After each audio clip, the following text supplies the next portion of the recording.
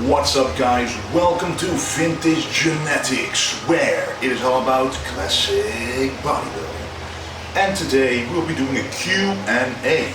I asked on Instagram beneath a picture if you wanted to ask me some questions, and there are close to 300 comments, so I'm just going to pick out a few and I'm going to answer them to the best of my ability. So it's right here on my phone, so let's check it out. First question by Alfie Bagalai. Should I bulk and cut or just go for lean bulking? In my opinion, once you achieve a certain mass threshold, you should always go for lean bulking. Adding too much fat to your body doesn't do any good. And cutting after having done a dirty bulk is just a waste of precious time which you could have used to build muscle. So lean bulking in the end is a more efficient and more effective way to build that muscle. Next question by Kishan A to Z. Best exercise for wide upper chest. So the upper chest is right here. This is the upper chest. How do you get it wide? Guys, once you figure out how to feel the upper chest, you will exactly know which exercises are best for building the upper chest. So if you do an incline bench press, you can either do it like this, just a regular one, or you can just go slightly up and really feel it stretching. You can see the stretch literally in the upper chest. You see that line creating? That upper chest needs to be stretched to the max. And on the barbell bench press, you have to have a wide grip to really get the stretch in the chest. And if you don't do a wide grip, the stretch will be less. And you have to let the bar sink right under the chin for the maximum stretch right there to get a nice, wide, big, filled upper chest. Next question. By Memifier. Who do you think are the top threats in Classic Physique this year at the Mr. Olympia? Obviously, the top 3, top 4 of last year. Rian Angley, Chris Bumstead, George, Arash, and if Steve Lorius joins the Mr. Olympia, he will be a threat. Regan Grimes will be a threat. David Hoffman will be a threat. And actually a lot of others will be a threat. It's going to be an amazing Olympia, and I'm just absolutely, incredibly happy that I'll be standing in between those guys. And of course I will be going for the top spot. Yes. Next question. Next question by Medline21. How many times should you train arms if they are a weak point? So let's just make this, how many times should you train if you have a weak point? The frequency of training for a weak point should be more than the frequency of training for a strong point. For example, my chest is a strong point. My shoulders are a strong point. So what I don't want to do is train them exactly as often as the rest of my body, because then the weak points of the rest of my body will not get ahead of the strong points. And that's what you want. You want everything to be in balance. And if you train strong points just as much as the weak points, nothing will change. So what I'm doing is I'm training legs very intensely, a little more frequent compared to the chest. For example, on average I train legs like 3 times every 10 days, and chest 2 times every 10 days, just to give you an example. It doesn't have to be double, but the frequency should definitely be up there compared to the strong points. Next question by Luciano April. What do you know now that you wish you knew when you first started lifting?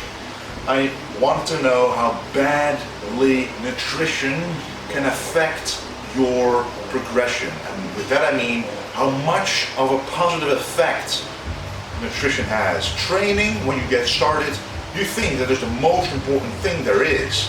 But if your nutrition is not right, you will not make half the gains you can make if you do have a solid nutrition plan. So for everybody who's a beginner who is wondering why am I not making the gains that I thought I was going to make, follow a nice solid nutrition plan. So go to someone who knows how to make a nutrition plan, or do your own research, and just make sure that your nutrition will be top notch and your training then will be top notch, because you will be stronger by a lot if your nutrition is right. Next question by Olivier Rosemond. Were you born with naturally big calves? No, I wasn't. I've been training them for 11 years consistently now, and I have good genetics in terms of building calves, but they were not big when I was, naturally, without training. So for everybody who thinks after a few years, why are my calves growing? First of all, you should take a look at how you train the calves. Always go full range of motion, always feel the burn. And you should feel some kind of muscle ache the next day or the day after that, because I do feel muscle ache right now. And I trained my calves 2 days ago, so it definitely, you should feel something, because you walk every single day and your calves are used to a lot, so you really have to push yourself to make them grow. Next question by Thomas Lengo. What are you doing in your free time, and will you make another full day of eating video? Well, in my free time, I'm very busy with the Vintage Genetics Products company. So the channel you're watching right now is the brand, but next to that we have a clothing line. For example, what I'm wearing right now sold at vintagegenetics.com. And I make the designs myself, because a lot of people ask me as well, because a lot of athletes have a clothing line or another product company, but they aren't involved in it as much, just promote it. But I design the clothing, I pick the clothing together with my dad, with my mom, with my brother, so it's really a family company, which I'm very proud of. So it's really fun to wake up every single day and know that you will make your company bigger and better, and combine it with bodybuilding. That's just a dream come true for me. Of course, I'm also doing the nutrition plans, the workout plans, and a lot of bodybuilding related things. And I like to cook, of course, in my free time, not just for bodybuilding, but also just experiment with ingredients to see what tastes better. A lot of videos of that coming as well very soon. And other than that, another full day of eating will be coming. I actually already filmed it, and I still have to make it in a video editing program, which I do myself as well, which I think is very fun as well. And I'll be uploading that in a few days, so be on the lookout for that. Next question by Ben B30. What supplements do you think are the best? When I type in Vintage Genetics on YouTube, they're quite fast in that list is supplements. So people are searching my name and want to know what supplements that I take, and I barely talk about supplements in depth, but I will be making a couple of videos about the supplements that I take. But what I think is important is a multivitamin, because the multivitamins and the minerals inside, if you take a good one, they have the proper ingredients in there to make sure that your metabolism works. Because you have to keep in mind, enzymes are made up of vitamins, coenzymes are made up of vitamins. What you need enzymes for to digest your food, and protein. Protein metabolism is required to make and build muscle. If it's working at 70%, you're not building as much muscle as you're working so hard for it in the gym. So taking a multivitamin on top of the diet is supplementing the vitamin and mineral content in your diet, making sure that all the metabolism states in your body are working functionally, 100%. Next to that, I think omega-3s and CLAs, the essential fatty acids, are important. Very good for your hormones, it's very good overall for your cholesterol levels, for your blood lipid levels, and for overall health. And next to that, secondary supplements. When cutting, for example, I like to use BCAAs right before cardio, after a weight training session, to cut down on calories if you take a full protein shake, and to basically protect the muscle with the added glutamine, of which your muscles are mostly comprised of, just to protect it. But that's a secondary supplement. Primary supplements, multivitamins, omega-3, CLAs, and of course creatine, which has been proven a lot. That works very well as well. Next question. Okay, a lot of people are asking me, and I cannot deny or ignore it, are you going to crack a top 6? Are you going to win this year? Do you feel you can come in the top 3? Stuff like that. And when you're doing a bodybuilding contest, you have to be absolutely confident. And with that I mean it's going to be a fake confidence, because I do think I really have a good chance of placing high at the Mr. Olympia. I will be doing a posing routine on scene, and you cannot even compare it to what I've been doing it to to what I've been doing before. So that's going to be judged very highly, I think, because in Classic Physique, presentation is everything, and I will be bringing the best package to date. And we're going to do something in terms of carbs and filling me up, which we haven't done before, and we now know it truly does work.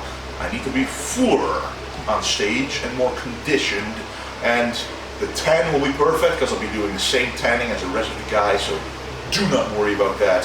The fullness will be there and the conditioning will be there. And along with the posing, I do think I stand a chance. But we'll see. I'm very excited regardless. Next question by Recon Glover 4282.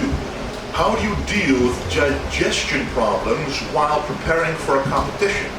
I get extremely bad gas and stomach issues from eating more vegetables. The thing is, you have to eat the proper vegetables. What I like to do is eat carrots, I like to eat zucchini, I like to eat cucumber, I like to eat green leafy vegetables, and I like to eat pumpkin. And some peppers. Not too much, but not extreme amounts of broccoli, cauliflower, onions, garlic, stuff like that. You have to find the FODMAP list on the internet, just Google it, so FODMAP. You can find the vegetables that irritate your bowels and the vegetables that don't irritate your bowels. So you do want to up the vegetable amount in your diet because that gives volume, but you don't want to add too much irritating vegetables to your intestines, to your body, to your system, because it will actually hinder the absorption of your proteins and it will simply feel uncomfortable and keep you bloated. You want to have a flat stomach, practice the vacuum every day, and don't be at a discomfort level. So search those vegetables and you will be very happy. In 1 week you will notice the difference immediately.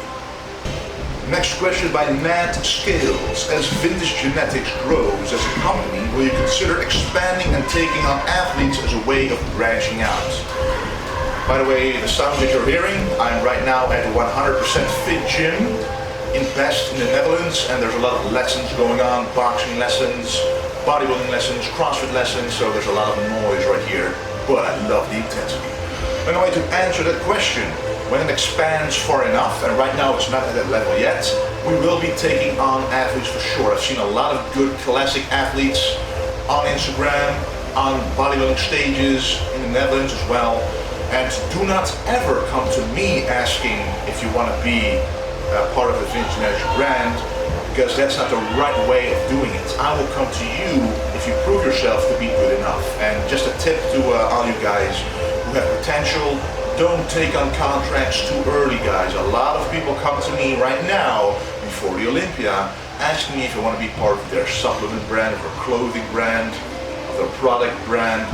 But I cannot say yes right now, because you have to wait until you make enough name. If you make a big move in the industry, don't say yes before, but consider it, and then say yes or no afterwards when you know what your value is. That's one big tip for you that I have. Next question by Jack TSE. Does your family take a vacation for every show they support you at? Who is coming to Olympia with you? I have to say, the support system around me in terms of people is incredible. I do not know if I could have done this alone. The entire family is with me.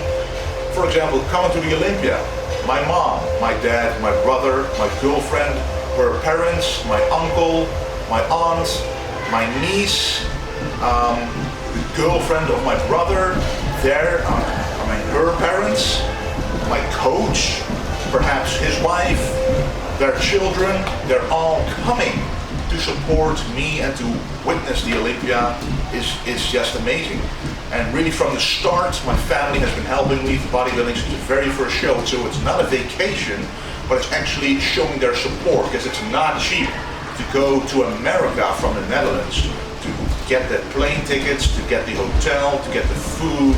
You know, it's not that cheap, but luckily, and thanks to you guys with the Vintage Genetics brand, I've been able to make enough money to support myself in going to those shows. So that's just a dream come true that I'm able to do that, because right at the beginning of my career, I didn't think I was ever going to be able to go to America on my own. I really thought I needed a sponsor to get me there. But now I've done it myself with the help of you.